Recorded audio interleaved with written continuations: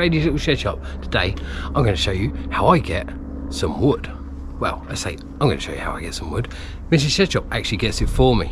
She goes on the old boopity boopity boop and finds it on the tinternet and then lets me know. So just recently she found me a desk, shall we say. Mrs. Shedshop turned around to me and she said, I found some wood. Do you want some? And I'm like, well, of course I want wood. I always want wood. Wood's expensive at the moment. So she said, yeah, excellent. I'll let them know and we'll go get it. Brilliant. And it looked like this. This is 1.45 m by 50 centimetres deep, around 75 centimetres. If you wonder what the millimetre conversion is, just add another 0 to the centimetres. Job done. So I'm going to tear this down and see just how much usable wood we're going to get out of it. Boom.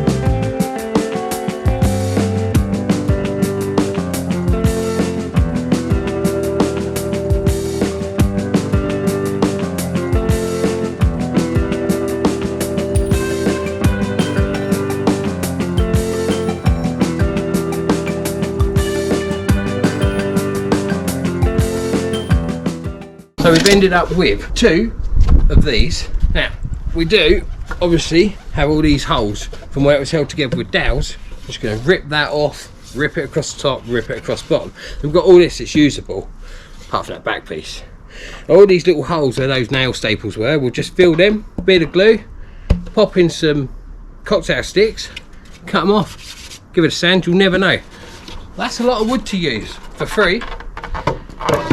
Now if I can get the same at the second one, add that to the top, which is, I do believe, a little bit thicker. Out of the drawers, I suppose I've got an option. I either take them apart, or I end up with not a lot of wood. Or I could leave them together, or just take off the front. If I take off the front, we cut up, glued up, sandwiched, pressed, maybe, I don't know, just not a lot. And the rest of the drawer, well, is ply. Is it worth it with them? Probably not. So what I think I might do is I might leave the drawers as they are. I'm going to have to make some furniture for the workshop anyway at some point. And these are all the drawer runners. Normally you have something like cedar because it would keep bugs and shit away. Won't know till I give that a bit of a shave. We've got a lot of cross beams out of it, and we've got 1, 2, 3, 4, 5, 6 of them. Doorknobs, drawer knobs even. Now, Mrs. Shedshop's already had a brilliant idea for these. Why don't I cut them off and turn those into my wheels for the toys that I've been making recently? That's a brilliant idea. I like that. If that's the case, I've got 10 wheels. Which doesn't amount to much, it amounts to maybe 2 4-wheel toys. So I'm going to continue to take this one apart and I'll show you how much we've got at the end of it, and you tell me if it was worth it. 18. Airplanes everywhere today. Right, with that done, stripped down, we've managed to get out of it 16 402s by 48s, 21mm thick. So we've got 16 of them, brilliant. 20 the drawer runners that are 380 by 16, 20 of them. If I continue to break down the drawers, I'll have 10 pieces of 3mm ply, or 1/8 of an inch thick ply, which is what's that, 365 by 370, so it's almost square, but I'm not sure whether I'm going to do that, just because the drawer fronts, they'll be a pain, although it is free wood, right? These are the drawer backs, pedestal backs, and these are the same, they're 3mm, 1/8 of an inch thick. These are 415 by 720. Well, I use a lot of plywood, and at the moment plywood costs a fortune. Alright, not as much as real wood does, but yeah, engineered wood at the moment is skyrocketing. So any free wood that I can use, I will. 4 of these, and these are the sides, and these coming at 415 by 720, and they're 18mm thick. These I actually get new wood, as it is, new pine, which I end up with all that scrap from before. Well, I mean, I'm paying 30 quid for a piece this ruddy size. Okay, I've got to cut some of this just to have some usable wood, but that's still a lot more for free than, you know, the new wood. And to be fair, all this needs is sanding back a bit, probably needs a bit of oil, you know, make it feel all fresh and new again, and I reckon that'll be fine. So we've got 4 of them, and we have the tabletop, which I'm not going to get out, which is 495 by 1440, 20mm thick. So yeah, that ain't bad.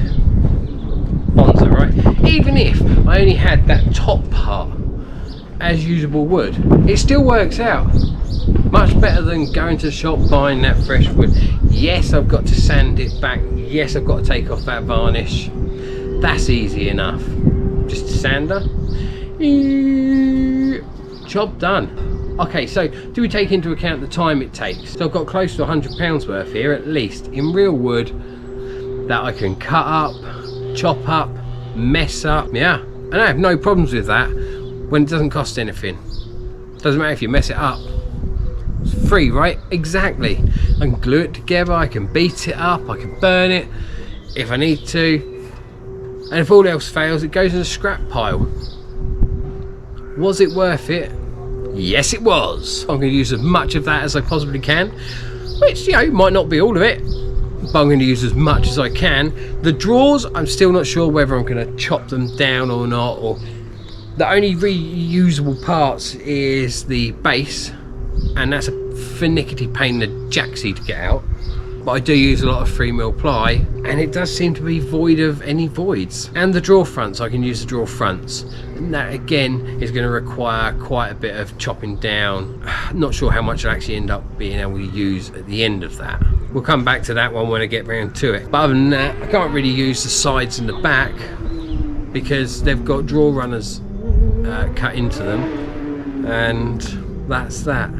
Well, I hope you've enjoyed this video. Free wood from Adie's Little Shed Shop, and how I actually get it. Not everyone goes for pallets, although I do like a good pallet, especially if it comes apart easy enough. But other than that, like, subscribe, click for notifications. We'll see you again soon when we actually find out what we might make out of this, eh? Woohoo!